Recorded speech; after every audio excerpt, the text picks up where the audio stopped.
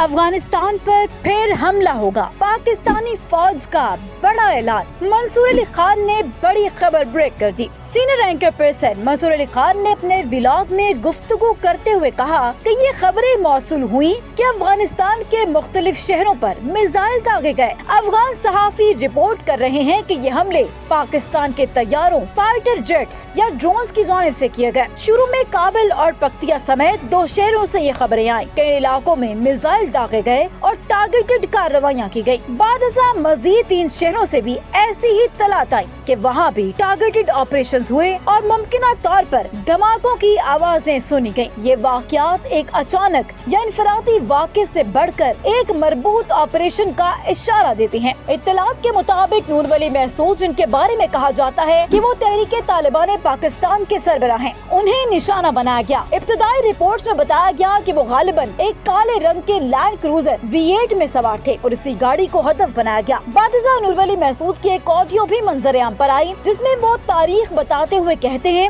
کہ وہ بالکل سلامت اور زندہ ہے، تاہم موجودہ دور میں آوازوں کی جعلی تخلیق ممکن ہے، اس لیے اس آڈیو پر مکمل اعتماد کرنا مشکل ہے۔ یہ کہا جا سکتا ہے کہ آڈیو ممکنہ طور پر درست ہو سکتی ہے، مگر اس کی صداقت کے بارے میں قطعی طور پر کچھ نہیں کہا جا سکتا۔ منصور علی خان نے کہا کہ افغانستان کی جانب سے خاموشی اختیار کی گئی ہے اور داخلی ذرائع نے بتایا ہے کہ افغان حکومت اس معاملے کو کم اہمیت دے کر پیش کرنا چاہتی ہے، اس بارے میں باضابطہ طور پر کچھ نہیں کہہ رہی۔ اسی دوران ایک اور پیش رفت ہوئی کہ افغان وزیر خارجہ ملا متقی اس وقت بھارت کے دورے پر ہے۔ ان کے بھارتی ہم منصب جے شنکر سے تفصیلی ملاقات ہوئی اور دونوں ملکوں نے اپنے تعلقات کو اپ گریڈ کرنے کا فیصلہ کیا۔ اب بھارت کی کابل میں جو نمائندہ موجودگی پہلے تکنیکی معاونت کی سطح تک محدود تھی، اسے سفارتخانے کی سطح پر بڑھانے کا فیصلہ کیا گیا اور اعلان کیا گیا کہ دونوں ملکوں کی طرف سے سفارت خانے باقاعدہ طور پر کام کریں گے۔ اسی تناظر میں پاکستان کی جانب سے بھی اہم پیش رفت آئی۔ DGSPR کی جانب سے ایک پریس کانفرنس ہوئی جو طویل اور تفصیلی تھی، جس میں لیفٹیننٹ جنرل احمد شریف چودھری نے تفصیلاً اپنی پالیسی کو بیان کیا۔ اس منصوبے کے تحت دہشت گردی کو سہولت فراہم کرنے والے، ان کی حمایت کرنے والے یا ان کے فروغ میں ملوث عناصر کے خلاف کارروائیاں کی جائیں گی اور انہیں ہدف بنایا جائے گا۔ پاک فوج نے گزشتہ عرصے میں بڑے پیمانے پر کارروائیاں کی اور ادارے کے مطابق اس سال کے دوران تقریباً